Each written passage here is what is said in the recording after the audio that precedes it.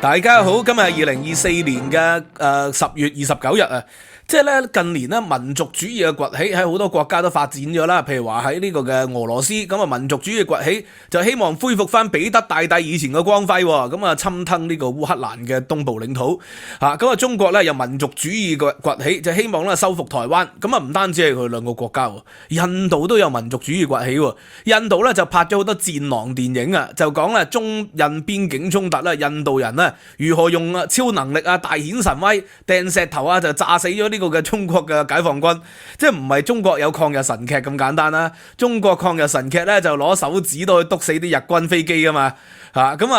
甚至乎拍咗好多長津湖啊嗰啲主流電影、主旋律嘅電影。咁但係咧，印度都拍咗一啲抗中神劇嘅。呢個雙方咧民族主義嘅興起咧，就導致有衝突越嚟越嚴重啦。喺2020年開始咧，連續4年啊，就喺邊境咧就即係出現咗打拳頭交、掟石頭打拳頭交，解放軍咧就同呢個印度邊境嘅軍隊咧就打交喎。咁啊打交咧時有死傷添，即係唔係講笑。兩個國家咧人口都仲多噶嘛，咁啊但係咧竟然喺邊境度咧打拳頭交。咁啊，但係咧，直至到去呢一個星期啦，就係中印和解莫迪咧就同呢個嘅習近平握手言和。咁呢個係一個非常重大意義嘅。呢個因為咧習近平對內咧就同溫家寶、李瑞環呢啲所謂改革開放派即係溫家寶咧就講話，如果政治唔改革，文革始終係會嚟嘅；如果政治唔改革，經濟嘅改革成果我都唔會穩固嘅。呢個同習近平上台10幾年呢嗰種嘅所謂講制度優勢啊、制度自信好明顯係矛盾嘅。但係咧而家咧就同溫家寶咧就言談甚歡啦，對內就係咁樣，對外咧就係同莫迪咧握手言和喎。咁呢個咧我好 surprise 咧，就係台灣有媒體就指出咗，有唔少媒體指出咗，就呢一個握手言和咧，中方係退讓咗9萬平方公里嘅領土，而呢個9萬平方公里嘅領土咧就相等於2個台灣咁大。咁到底是否如此呢？我就覺得好懷疑啦。我就即係詳細睇文獻，就發覺呢所有新聞報導中印雙方都冇公佈，但係佢哋講咗一條，就係翻去2020年以前啊嗰個邊界啊。咁呢個呢，就係啲人計算啦。如果翻去2020年前呢，咁即係退讓9萬公里啦。咁但係其實雙方係冇公佈嘅，但係中方一直強調呢，一點也不能少。一點也不能少，但係一大片係可以少噶嘛，但係到底呢個係中方退步啊，定係印方退步呢？我認為咧，雙方都有退讓嘅。點解呢？因為咧，印度咧喺2020年嘅時候乘住拜登上台，呢個拜登上台咧，印度咧就係希望啊，就係加強翻美國嘅影響力，美國亦都希望加強翻印太嘅影響力，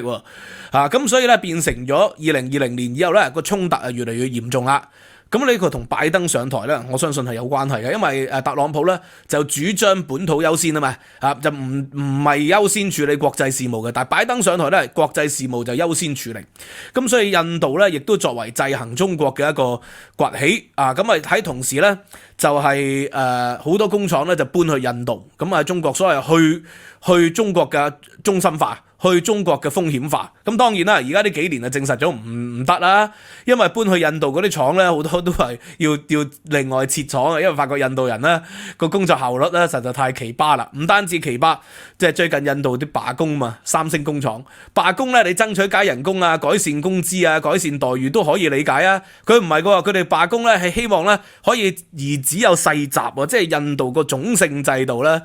即係幾千年嚟都揮之不去啊，幾千年咧孔雀王朝以後印度都未富強過，同呢個種姓制度咧係不無關係嘅咁同呢個女權低落啊，亦都係一個極大嘅原因。咁無論如何咧，台灣嗰啲媒體話中方咧丟咗9萬公里嘅領土，咁我呢個係懷疑嘅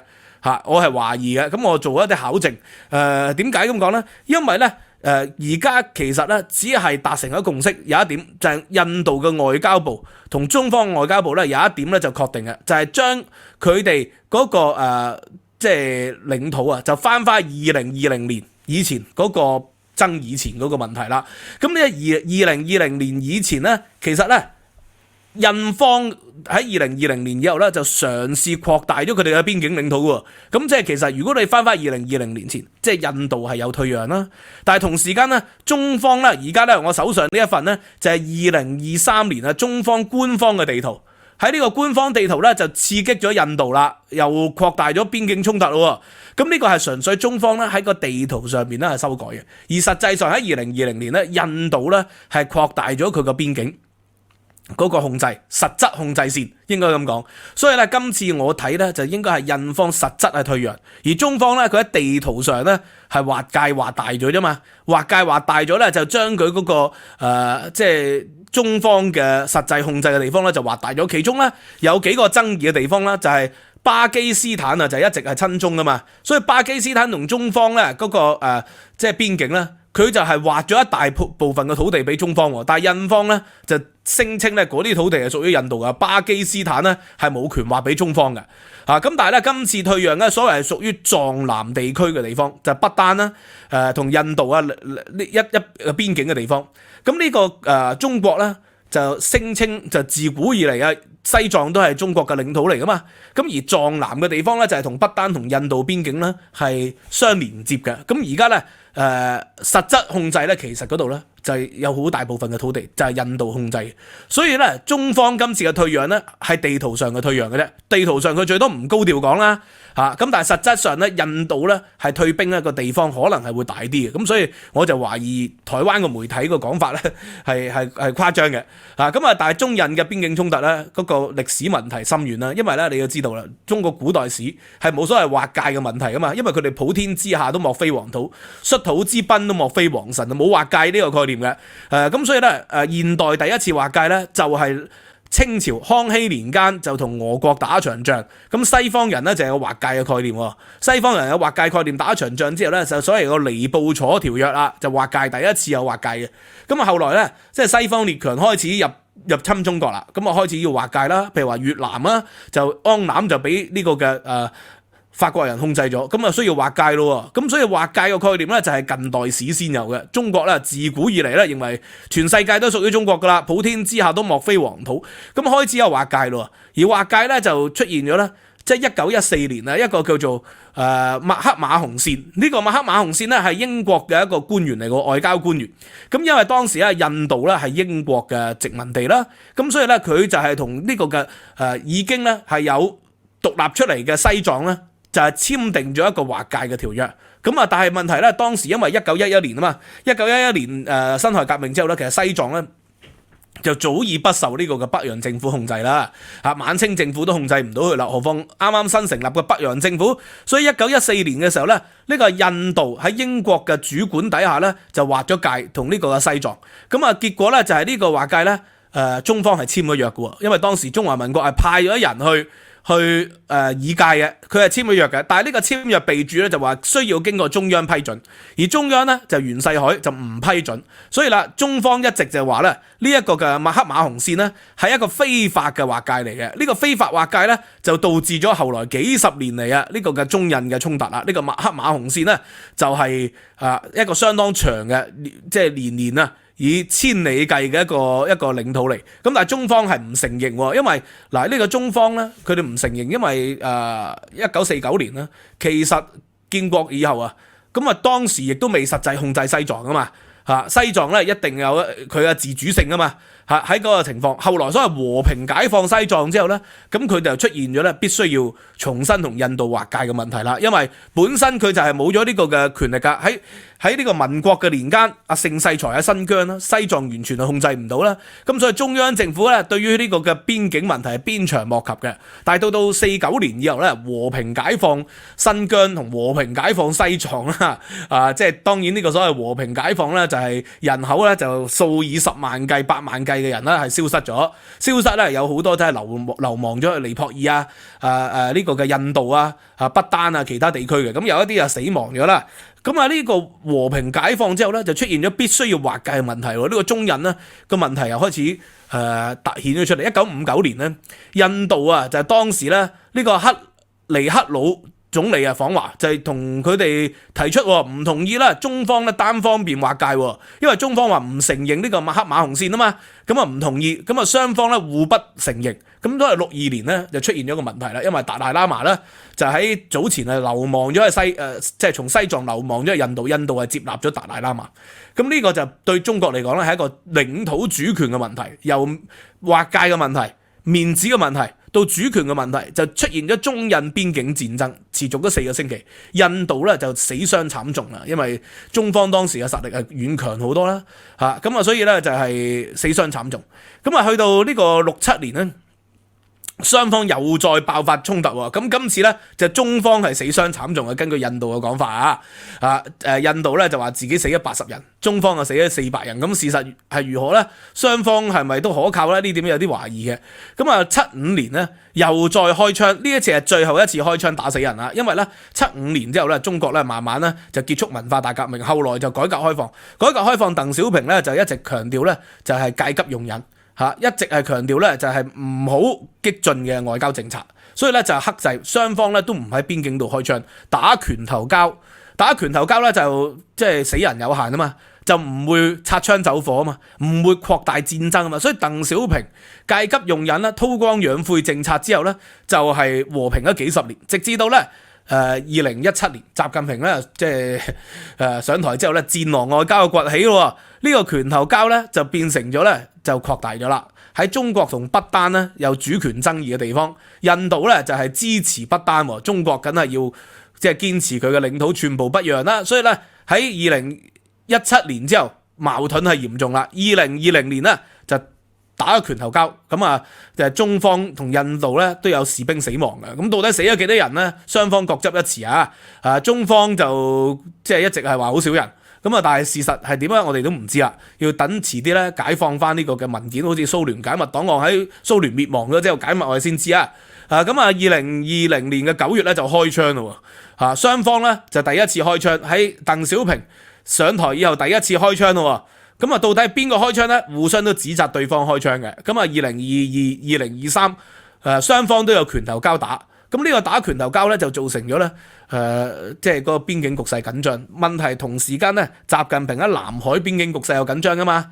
台海邊境局勢又緊張噶嘛。印度邊境局勢又緊張。呢個就係造成咗習近平時代所謂嘅4面樹敵、8面威風啦。但係而家咧，就係印度呢個戰線係和解咗，而同時間國際形勢咧係急轉直下嘅。呢個以巴戰爭係繼續啦，俄烏戰爭係繼續啦，甚至乎朝鮮係加入咗呢個烏克蘭嘅戰場咁所以咧，中方喺呢個時候同印度和解，我認為有2個可能性。第一就係內部經濟咧真的不行了啦。內部經濟不行啦，所以咧佢對內咧就見到溫家寶同李瑞環向呢啲所謂嘅溫和派。李瑞環曾經講過共產黨咧不久將來就要改名，改為社會黨都唔搞共產主義啦。所以李瑞環就被譽為係嗰一代嘅領導人最開明嘅，溫家寶亦都係你唔好話佢影帝定係點啦，總之佢表現出嚟嘅立場咧就係最開明嘅佢可以公開地咧懷緬8964天安門事件即係記者問佢佢沉默不語，冇戰狼地反駁嘅，至少有啲面帶淚光嘅。咁所以溫家寶咧都被譽為一個溫和派。佢落咗台之後咧都係發表咗文章就懷念佢媽媽，就講佢媽媽嘅，而講佢媽媽咧就係講到佢已經盡咗力㗎啦未來嘅嘢都唔關我事嘅，佢一生人已經盡咗力嘅改革開放。咁所以咧，習近平見溫家寶同李瑞環坐喺主席台上面，就係釋放咗對內咧要經濟咧重走翻以往嘅路線啦，唔好再搞激進嘅監管啦，唔好再搞咧國進民退咯。對外咧今次同呢個嘅目的咧和解，咁我認為亦都可能係專注搞翻經濟，真係因為經濟不行了。呢個第一種解釋。第二種解釋咯，就係佢同目的咧和解，就代表住對台海咧嗰個態度咧更進擊，因為你唔可以同一時間兩邊開戰噶嘛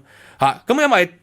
特朗普講到明啦，如果中國要武力侵台，佢唔會幫手。拜登咧就話同台灣嘅關係堅如磐石，如果拜登嘅繼承人賀錦麗上台，可能咧就對台咧就繼續會沿用翻拜登嘅所謂堅如磐石嘅路線。習近平要攻台咧個代價可能會更大，而特朗普就講到明啦，只係如果攻台就會加關稅啫，咁佢係咪都加關稅噶啦？即係加唔加關稅其實冇乜分別啦。而特朗普一直希望台積電搬去美國噶嘛，即係將呢個晶片問題即係風險減低，只要搬去美國，對台灣對呢個美國經濟影響較少，咁咪讓佢攻台咯。呢個就係特朗普路線啊嘛。咁所以如果特朗普上台，習近平咧唔能夠開展兩邊嘅戰線。特朗普強調本土主義，對國際咧就係不斷退出翻佢哋即係美國啊，二次世界大戰以後咧，個影響力不斷退出喎，咁所以咧就讓習近平有機可乘。我認為兩個解釋，睇下邊個解釋合理一啲啦。一係就係因為經濟不行了，要集中搞經濟；一係咧就係希望咧對台用武，而對台用武咧就要同印度和解呢個先咧除後顧之憂，唔好四面樹敵。咁啊當然兩者可以同一時間發生，即係呢個就係睇下你點樣解釋嘅。咁但係從呢一個嘅所謂9萬平方公里嘅退讓啦，其實係書面上、紙面上嘅退讓嚟咧，即係好似11段線咁樣。咁實際上控制嘅嗰啲地方都係越南啊，同埋呢個馬來西亞其他嘅即係所謂南海諸國有實質控制啦。即係你書面上嘅退讓啦，咁嗰個實際嗰個傷害就相對較少嘅，但係對民族情感嘅傷害咧就當然大啦，因為不斷對外宣傳一點也不能少，但係一大撇卻可以咧喺地圖上咧係有彈性漂移嘅。咁呢個亦都係中國共產黨管治嘅法寶啦，就係彈性嘅紅線、移動嘅底線啊。咁呢一點咧亦都係説明咗習近平咧嗰個能屈能伸，唔係好似外界或者我以前曾經都以為習近平係即係所謂嘅十里山路不換肩，係完全唔會彈性處理問題喎，似乎都係會彈性處理問題，比我哋想象中咧佢嘅能力咧應該係更加高嘅。好嘛，今日講到呢度啦，咁啊希望大家喜歡啦，學到少少知識嘅係 like subscribe share 收費平台 Patreon 啦，就有今個禮拜上載咗嘅中國共產黨史嘅建國初年。就講到大躍進啦、反右運動啦、土改運動等等嘅，15蚊咧就可以無限重溫嘅啦。咁啊多謝大家支持，年費訂閱仲有 discount， 希望新一個月再見到大家啦。知識有價，拜拜。